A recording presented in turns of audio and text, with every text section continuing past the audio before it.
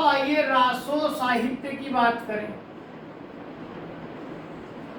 आदिकाल में अगर हम देखें, नाथों, सिद्धों और जैनों की परंपरा तो एक अलग चलती रही, जिनका उद्देश्य बेसिकली साहित्य रचना था भी नहीं। उपदेश था, अध्यात्म था, आचार था, व्यवहार था, अनुशासन था, ये बताना था।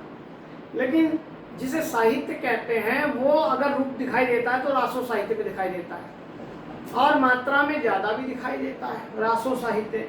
इसीलिए आदिकाल को बहुत सारे लोगों ने इसी नाम से जोड़ा, और रासो साहित्य का संबंध सीधा सीधा वीर काव्य से लिया गया है। जबकि मैंने अभी थोड़ी देर पहले भी बताया, रासो का अर्थ केवल वीर काव्य नहीं है, लेकिन फिक्स हो गया उसके लिए, रासो काव्य वीर काव्य के लिए। इसीलिए रामचंद्र शुक्ल जैसे इतिहासकारों ने आदिकाल को वीर गाथा काल ही नाम दे दिया। हो सकता है रासो काल भी नाम दे देता कोई इसको, ठीक है, लेकिन वो नहीं दिया गया। तो कौन कौन से रासो साहित्य मिलते हैं? तो खुमान रासो मिलता है हमारे पास। पहले ही बताया, अपभ्रंश में अणा का प्रयोग बहुत होता है। अगर हिंदी में बात करें तो खुमान है, ये खुमान, लेकिन खुमान रासो। और ये जो रासो है सारे राजस्थान के एरिया में खूब लिखे गए, इसलिए उस बोली का बहुत प्रभाव है इस पर, ठीक है। तो रासो साहित्य ऐसे नाम मिलेगा, खुमान रासो। लेकिन इससे पहले थोड़ा रासो के बारे में जानकारी ले लें। कुछ लोग जो हैं रासो को राजसूय यज्ञ से जोड़ते हैं कि इसका संबंध इससे है। ये कौन कह रहा है? गारसा द तासी का मानना है, जो सबसे पहले फ्रेंच भाषा में इतिहास लिख रहे हैं कि ये जो रासो शब्द है ये राजसूय यज्ञ होता था उससे जुड़ा हुआ है।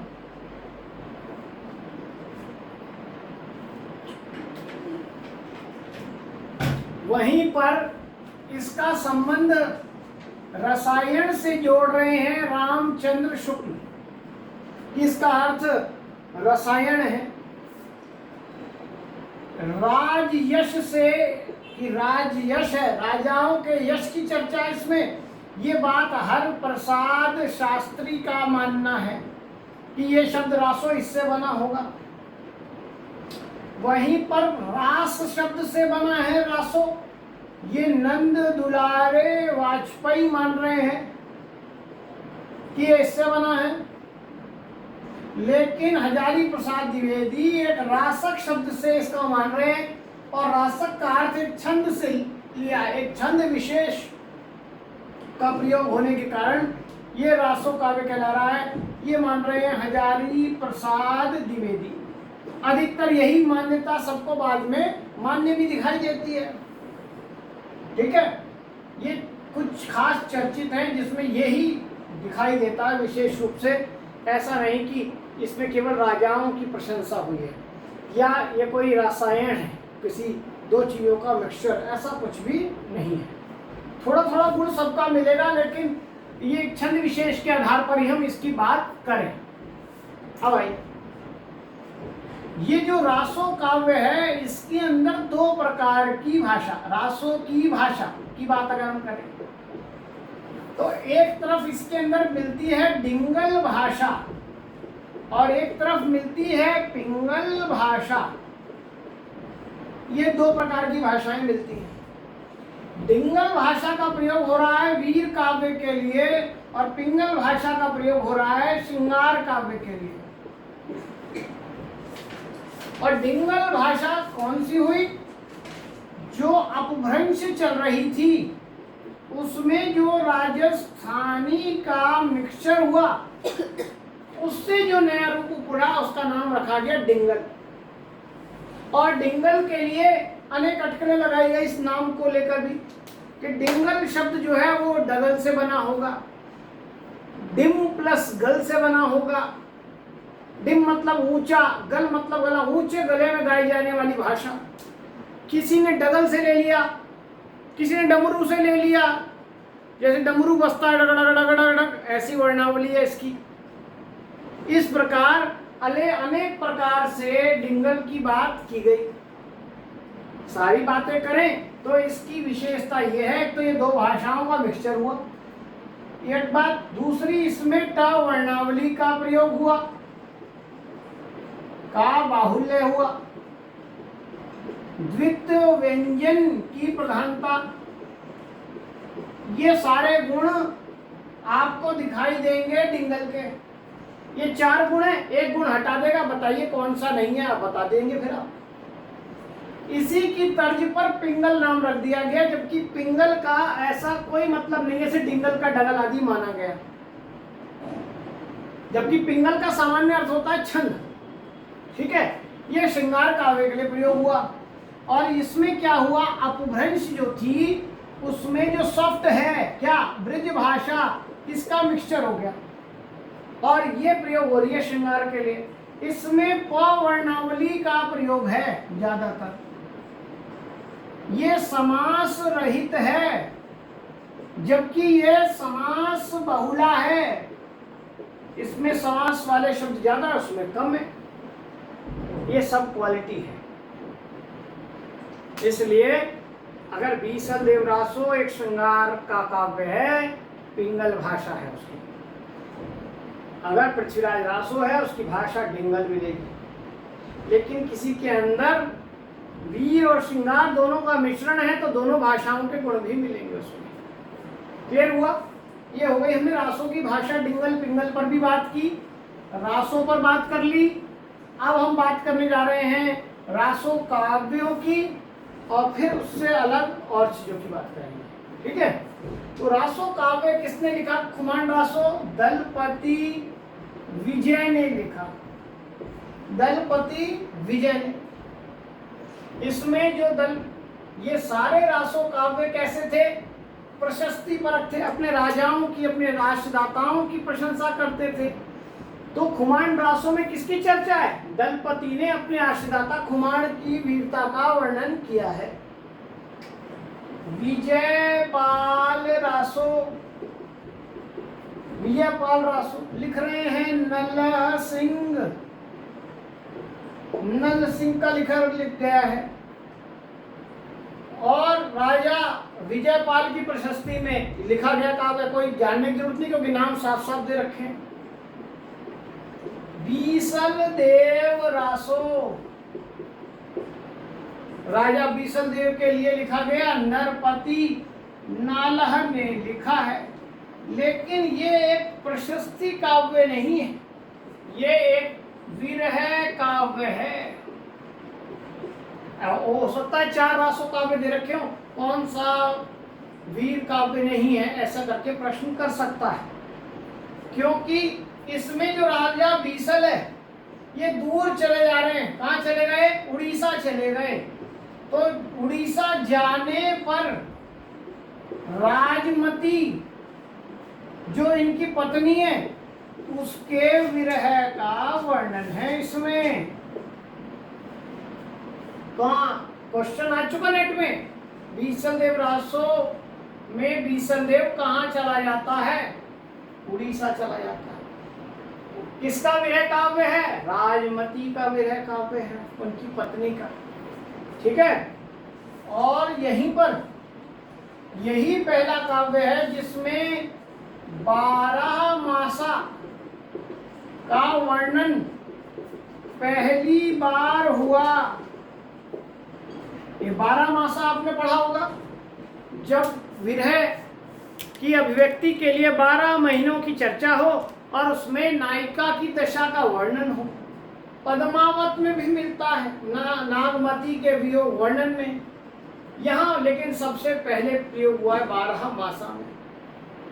क्लियर हुआ? इंपॉर्टेंट है, बीसल देव रासो, इसकी बात हो जाती है।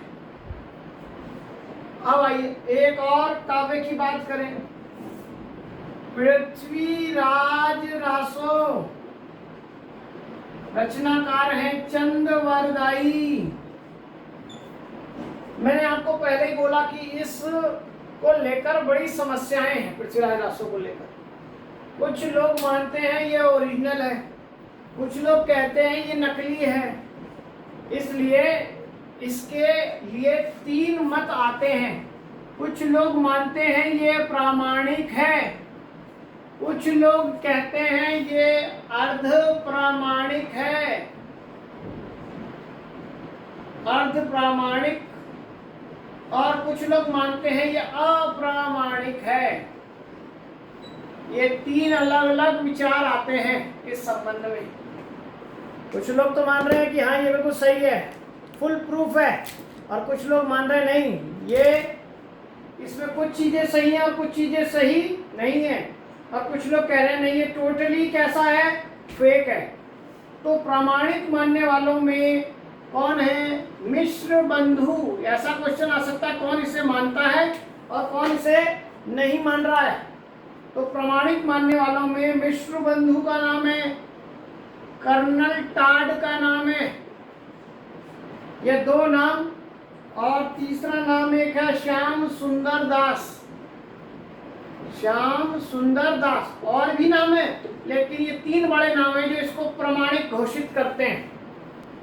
अर्ध प्रामाणिक मानने वालों में दशरथ ओझा हैं, जो मानते हैं ये कुछ कुछ इतिहास से मेल खाता है, कुछ नहीं। उसी में एक भाषा वैज्ञानिक भी हैं, सुनीति कुमार चैटर्जी, जो भाषा के आधार पर इसे अर्ध प्रामाणिक मानते हैं, और हजारी प्रसाद द्विवेदी, ये भी इसे अर्ध प्रामाणिक मानते हैं, और मुनि जिन विजय, ये भी इसे अर्ध प्रमाणिक मानते हैं। लेकिन रामचंद्र शुक्ल इसे अप्रामाणिक मानते हैं, ये कि एक अप्रामाणिक रचना है। और रामचंद्र शुक्ल के साथ एक नाम जो मिलता है वो है बूलहर का, इतिहासकार हैं, और उन्होंने एक और रचना का हवाला देते हुए इस रचना को अप्रामाणिक घोषित कर दिया। वहीं पर गौरी शंकर ओझा, पूरा नाम है गौरी शंकर हीराचंद ओझा, ये भी जो है उसे अप्रामाणिक मानते हैं। ये टेबल अच्छे से याद कर लें, पेपर में इसमें से प्रश्न आ जाता है। पीजीटी और नेट के लिए इम्पोर्टेंट है, टीजीटी वाले ना घबराएं, ना पढ़ें, इसे चल जाएगा काम।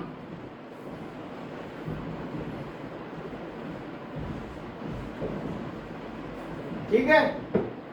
अब बूलहर ने जिस रचना को आधार बनाया उसका नाम है पृथ्वीराज विजय। ये कहा कि ये रचना है जो इतिहास से मेल खाती है। हाँ, इसका जो राइटर है वो कहीं दूर दूर तक नहीं मिलता इतिहास में। इसका राइटर है जयानक कवि, लेकिन इसकी घटनाएं इतिहास से मेल खाती हैं। पृथ्वीराज रासो का राइटर चंद्रवरदाई इतिहास में है, लेकिन उसकी घटनाएं इतिहास से मेल नहीं खाती हैं, जितनी भी चर्चा है उसमें। ठीक है, इसलिए इस पर प्रश्न चिन्ह लगा हुआ है, इस पृथ्वीराज रासो पर, पृथ्वीराज रासो। और पृथ्वीराज रासो के जो राइटर हैं चंद्रवरदाई, ये माना जाता है कि ये रचना पूरी नहीं लिख पाए। ये रचना इनके पुत्र जल्लहन ने पूरी की,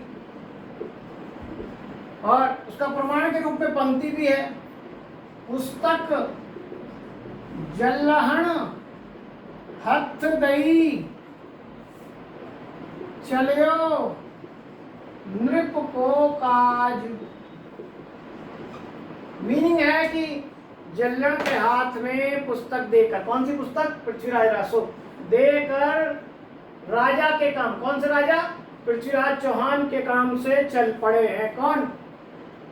चंद्रवरदाई। कहाँ चल पड़े भाई? ये चल पड़े युद्ध करने। इस समय के रचनाकार जो थे केवल कलमग्राही नहीं थे, करवालग्राही भी थे। ये लोग केवल रचना नहीं लिखते थे, युद्धों का वर्णन नहीं लिखते थे कल्पित, ये युद्ध में जाते थे, लड़ते थे, अवसर पड़ने पर उस दृश्य को देखकर उसका हूबहू वर्णन करते थे। अभी हम आदिकाल की विशेषता देखेंगे तो आपको पता लगेगा इसमें युद्धों का सजीव वर्णन क्यों होता है। उसका कारण एक सबसे बड़ा ये है, ठीक है। और इसी पृथ्वीराज रासो को सबसे बड़ा हिंदी का पहला महाकाव्य माना जा रहा है। ये हिंदी का पहला महाकाव्य है जिसमें 59 सर्ग हैं। सर्ग मतलब खंड, लेकिन सर्ग के लिए क्या शब्द दिया है यहाँ पर? समय। कई शब्द मिलते हैं, सर्ग, समय, खंड, कांड, ऐसे शब्द मिलते हैं। यहाँ शब्द दिया हुआ है समय। कितने समय है? 69। और एक महाकाव्य के लिए छंद परिवर्तन का नियम होता है, इसलिए इसमें 68 छंदों का प्रयोग है, 68 छंदों का प्रयोग है। और वो छंद भी ऐसे वैसे नहीं, प्राचीन छंद हैं जिनका प्रयोग पृथ्वीराज रासो में हुआ, उसके बाद दोबारा नहीं हुआ किसी का। आर्या, अरिल, त्रिभंगी, तोमर, तोटक, त्राटक, मद्धड़िया, लावनी, वीर, गाहा, ये सब छंद हैं जिसका प्रयोग पृथ्वीराज रासो में हुआ है। अब मिलते भी नहीं है, इसलिए पूछ सकता है प्राचीन छंदों का प्रयोग आदिकाल के किस कवि के काव्य में दिखाई देता है, तो ये नाम है। तो पृथ्वीराज रासो से संबंधित ये सारे प्रश्न हमारे लिए क्या हैं? इम्पोर्टेंट है। क्लियर हो गया? आगे चलें।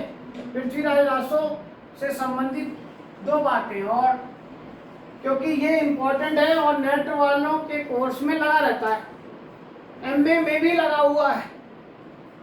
पहले इसका कैमासवध नाम का प्रसंग कोर्स में था, व्याख्या के लिए था, डिटेल से पढ़ने के लिए था। लेकिन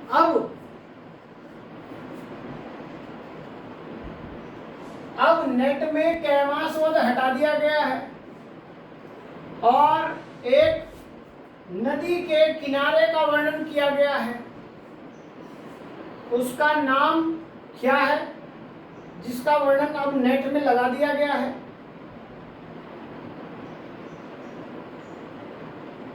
उसका नाम रेवा तट, रेवा तट ये लगाया गया है। तो नेट में पहली बार लगाया गया ये, तो आप समझ लीजिए नेट के अंदर तो रेवा तट की व्याख्या से संबंधित कुछ डिटेल पूछ लेगा। लेकिन अच्छा, पिछले साल से कोर्स लगा तो नेट में भी रेवा तट से कुछ नहीं पूछा गया, तो नेट के लिए तो इम्पोर्टेंट है। हो सकता है पीजीटी लेवल पर या टीजीटी लेवल पर सामान्य रूप से क्वेश्चन आ जाए, रेवा तट किस काव्य का हिस्सा है? ऑप्शन में होगा पृथ्वीराज रासो, उसी पर टिक लगाना है। पहले इसका सबसे अच्छा जो खंड है वो कैमासवध है, पहले कोर्स में भी था मैंने कहा, लेकिन इस बार रेवा तट लग गया इसलिए ये आपसे पूछ सकता है। उसमें युद्ध का वर्णन है, उसमें रेवा नदी के किनारे के प्राकृतिक सौंदर्य का वर्णन है।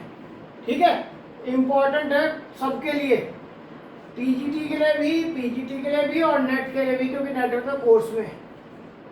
चले आगे। अब आइए बात करते हैं एक और रासो काव्य की।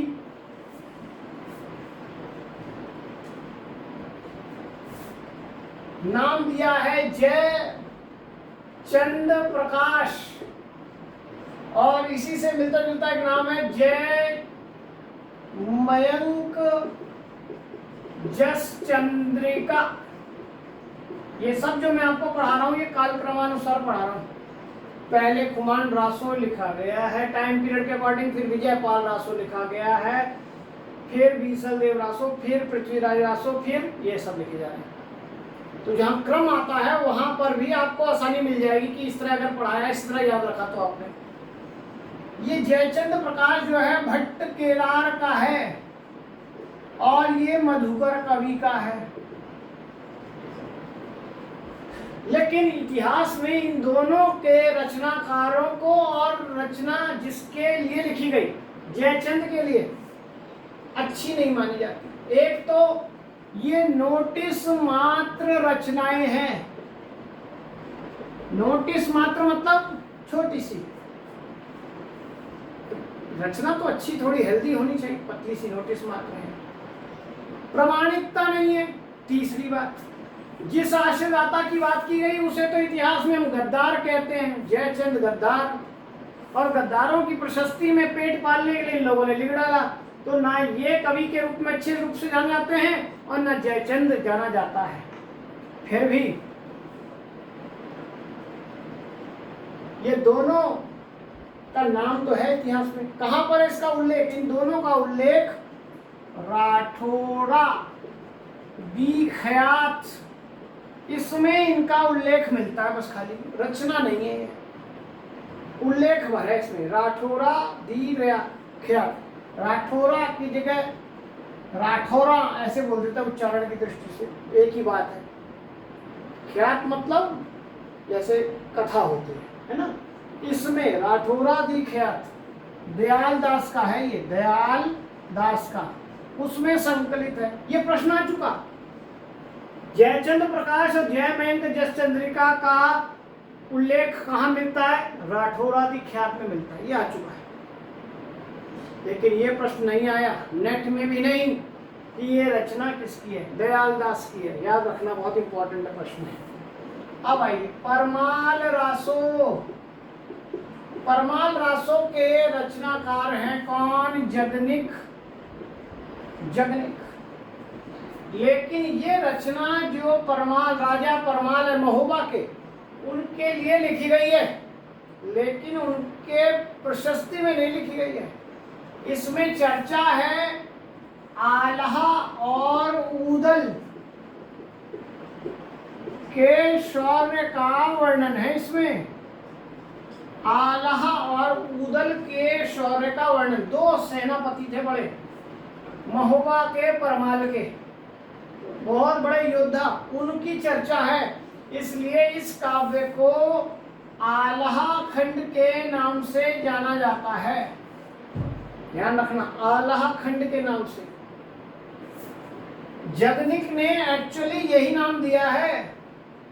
परमाल रासो नाम तो किसने दिया? बाद में लाला भगवान दीन ने दिया है। देखिए बहुत इंपॉर्टेंट प्रश्न है ये। जगनिक ने जो है अपनी किताब का नाम तो क्या दिया था? आल्हा खंड, लेकिन लाला भगवान दीन ने इसको संपादित करते समय इसका नाम दिया है क्या? परमाल रासो। ठीक है, क्लियर तो नहीं है? नेक्स्ट,